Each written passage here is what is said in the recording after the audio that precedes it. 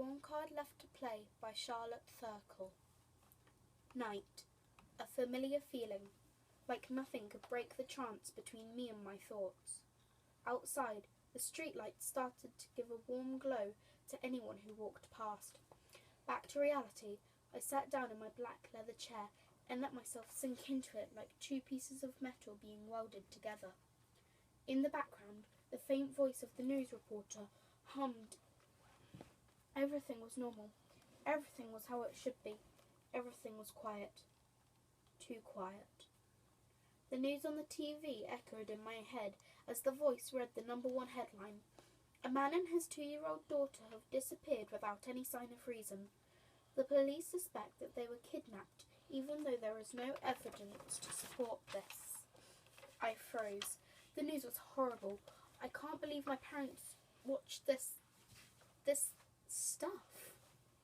I turned off the TV and snuggled into my blanket. It seemed as if the world had shut down and I was in solitary confinement, never to see the light of day again. I stared at the photos on the mantelpiece. The friends of a childhood stared at me. It was as if the pictures were alive. They seemed to acknowledge my existence, sense my presence, understand my purpose like no one else did. As I began to close my eyes, the church bell started to toll. 1, 2, 3, 4, 5, 6, 7, 8, 9, 10, 11, 12, 13. I must have counted them wrong. No clock tolls 13. Does it? All of a sudden, a loud clang of pots and pans sounded its way to my eardrums like a marching band. I ran to the kitchen and saw, nothing. Everything was, normal. The same. Everything except for the open window that was before closed. I froze. Had someone been in the house? The window was big enough for a full-grown man to climb through. My heart started to race. My hands became clammy. The cold air blew through the window like a voice whispering to me.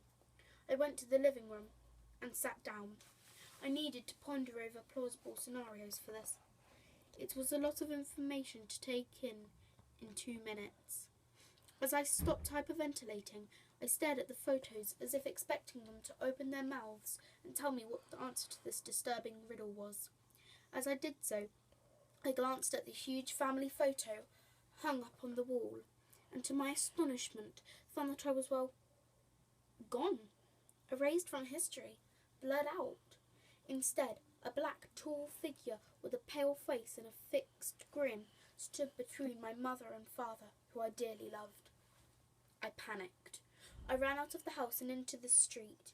The squalid side-by-side houses stood like a set of rotten teeth. I ran to a house with a red gate and banged my fist on the door while the cold November breeze chilled my very soul. No one was home. I looked around me. Everything seemed to have died. The roses were wilted and the violets were dead.